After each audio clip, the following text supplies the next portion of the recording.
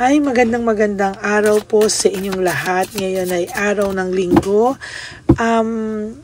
Magbibigay po ako ng first reading of the day. But I hope na sana po panoorin nyo muna po yung readings ko kahapon, yung situation 1 to 5, no? Lalo na po yung situation 2, 3, 4, parang naiwanan po siya, no? Minsan po yun po kasi ang disadvantage pag sabay-sabay ko pong ina-out yung video, no? Natatabunan po yung ibang videos. Ang dami pong nagsabi sa akin na hindi daw nila makita, no? Pero punta lang po kayo dun sa subscribe, dun sa makikita nyo po daw dun, pag subscriber kayo, punta kayo dun sa Lady Lee Elena mismo na videos, makikita nyo po doon, Sana po ay mapanood nyo muna po yung 1, 2, 3, 4, 5 bago po kayo lumaktaw dito kasi sa totoo lang po, ang dami pa po, wala pa pong nakakapanood masyado ng 2, 3, and 4. Yung 1 and 5 medyo pero yung 2, 3, 4 po ay napag-iwanan, so sana po ay mapanood nyo po yan, at talagang sayang po kasi talagang hinimay-himay ko po yan, para po talagang makita nyo kung ano po ang situation nyo na nandun kayo. And some of my ng mga nakapanood na, nakarelate din po sila sa 1 to 5, a piece per reading, meron po silang nakuha, na mensahe para sa kanila. Every readings po nakaka-relate sila. May mga parts po doon ng readings na sila po ay nakaka-relate. Okay? So, tingnan naman po natin ngayon ano po ang pakiramdam ng person nyo right at this very moment. Yan. Tingnan po natin. Pili muna po tayo ng 10 cards. 1, 2, 3, 4, 5, 6, 7, 8, 9, and 10.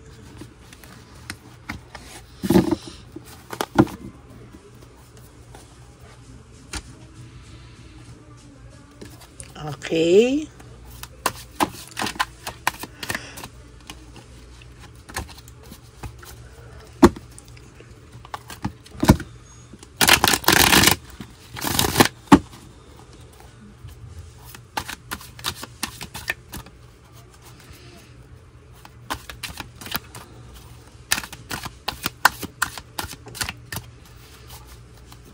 Okay, tingnan naman po natin. Kuha po tayo ng 10. 1, 2, 3, 4, 5, 6, 7, 8, 9, and 10.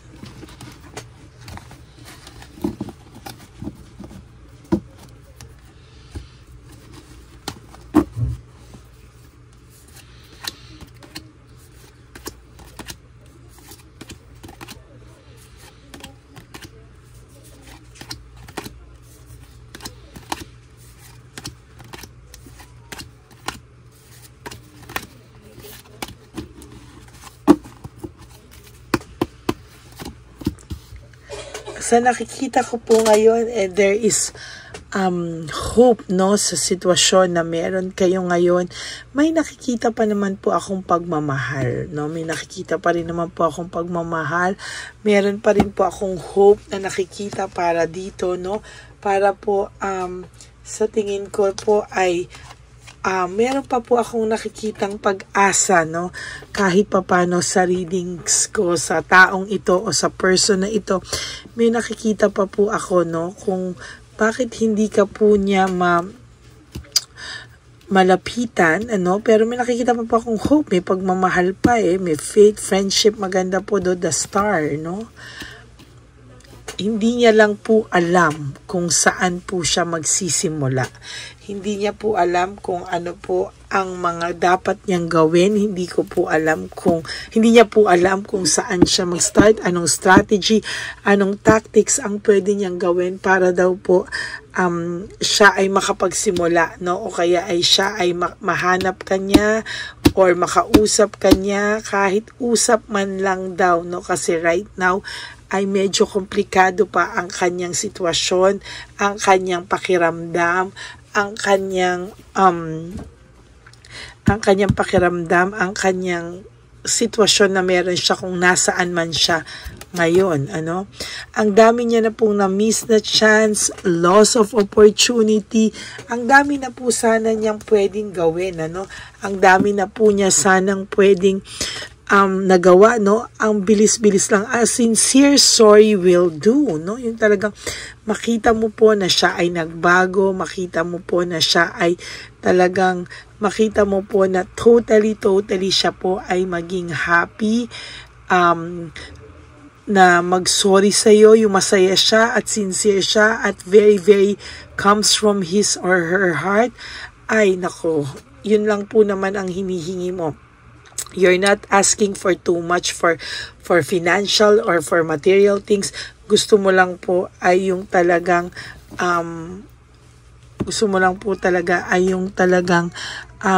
matinding sorry, no? Sabi niya po, if I could go back in time, I would handle us differently, no? Sabi ko nga po dito, sa nakikita niya po, no, sana daw kung uso lang daw yung genie, kung uso lang daw yung wish, kung uso lang daw yung talaga sa pelikula na makakabalik ka sa nakaraan. Iba po, no, i-handle ka niya ng mas tama, i-handle niya ng kakaiba sa nangyari sa inyo ngayon, at bibigyan niya po ng enough time at enough attention, care, no? Siguro daw po ay hindi kayo hahantong sa separation, family problems at mga delayed success sa buhay nyo ngayon. Hindi daw po sana kayo ganito ngayon, and somehow hindi daw po kayo sana napunta sa ganitong klaseng relationship wherein talaga pong naghiwalay kayo, no? Na talagang na-bound into separation kayong dalawa. I can't come to you right now. Hindi po siya makalapit sa iyo for the reason na siguro wala po talaga itong mukhang maiharap sa iyo. Wala po ito talagang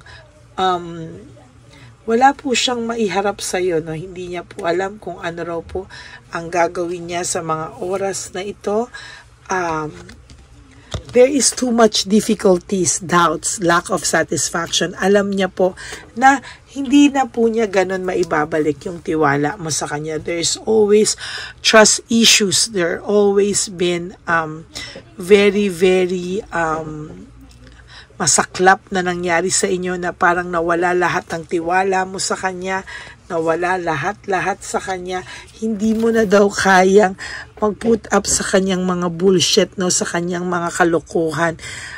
Hindi rin mo rin daw deserve na parang sa mga kalokohan niyang ginagawa ay hindi na rin naman daw para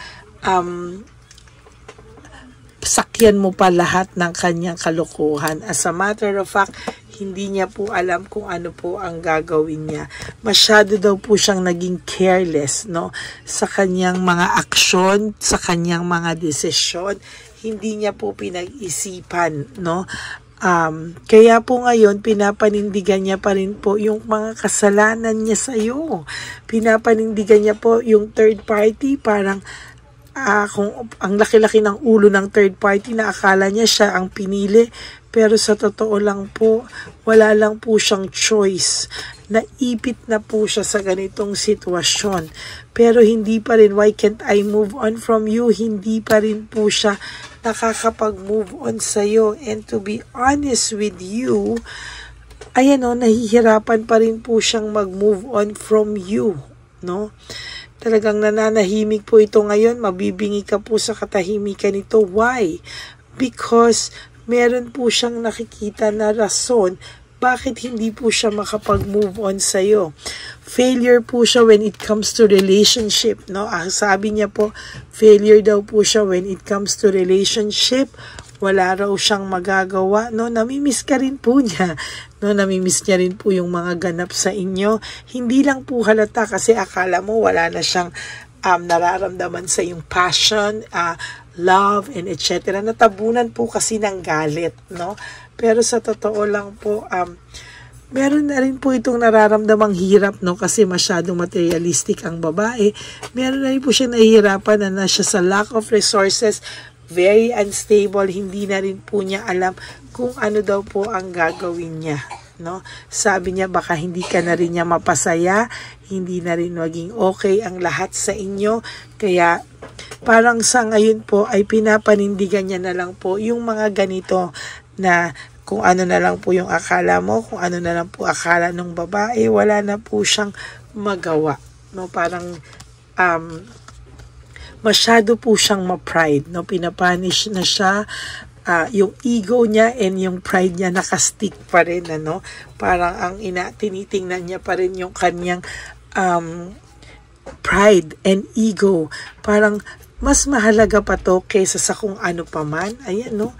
Parang alam niya po na wala rin naman daw makakaintindi sa kanya. No one understands me but you. Alam niya po na naiintindihan mo siya, pero parang may kinagalit po siya sa'yo na parang sabuatan ka sa mga kalaban niya or something na parang lalo kayong gumulong dalawa. And from there, parang naging lalo pong hindi mo na daw siya naintindihan, hindi ka na daw niya kakampi, and most of the time, parang ang tingin niya po sa'yo ay kalaban na, no? Disconnected, naging disconnected po siya sa inyo, sa inyong dalawa, kayo ay dating nagkakaintindihan. Ang sabi niya pa nga po, kung ikaw daw talaga ay may pagmamalasakit sa kanya, bakit mo daw ito ginawa sa kanya? Kumbaga, siya na nga yung may kasalanan, inalam mo lang yung totoo, tapos ang lumalabas pa ngayon, ikaw pa yung kalaban, ano? So, talagang minsan, mapapailing ka na lang din po talaga dito, no? Parang hindi mo na rin po alam kung ano bang klaseng pag-iisip ang meron siya, no? Talagang sa nakikita ko po talaga ay mahihirapan po itong taong tong ma-realize yung kasalanan niya po talaga sa'yo, no? Kasi parang pakiramdam niya po, laging ikaw yung may kasalanan. Lagi na lang pong ikaw. Kahit po ikaw na po yung nasaktan, ikaw na po yung biktima, ikaw na po yung laging namumblema, nasasaktan, na-hurt, pero ikaw pa rin po yung masama. Yun po yung masakit. Lagi na lang ikaw yung masama, lagi na lang pong ikaw yung hindi makatao, lagi na lang pong ikaw yung ganito, no? Yung pakiramdam niya po. And most of the time, parang nahihirapan din po siya kasi siya po ang nagdadala ng mga ginawa niya sa'yo, no? Hindi niya po alam kung ano yung mga pwedeng mangyari sa mga susunod na panahon. Ano?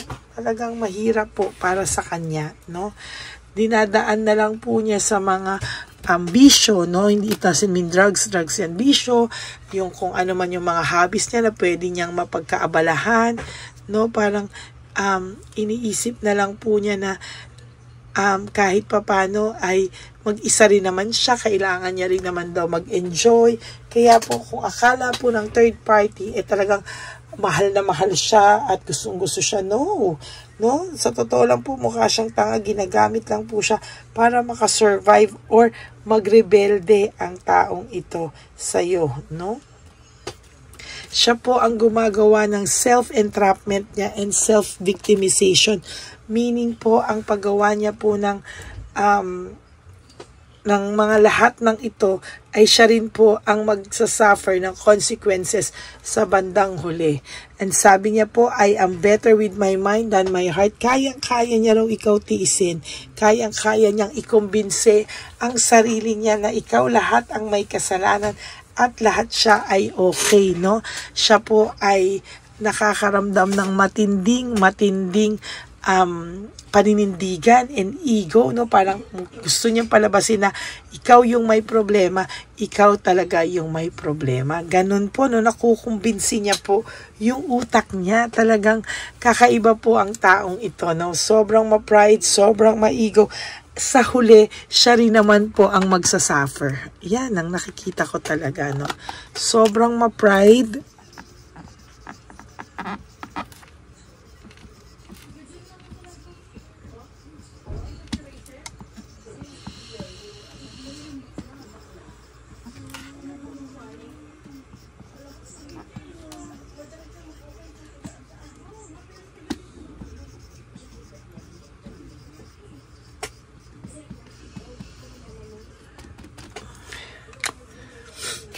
Sobrang ma-pride, sobrang ma-ego, sa huli siya din ang magsasuffer.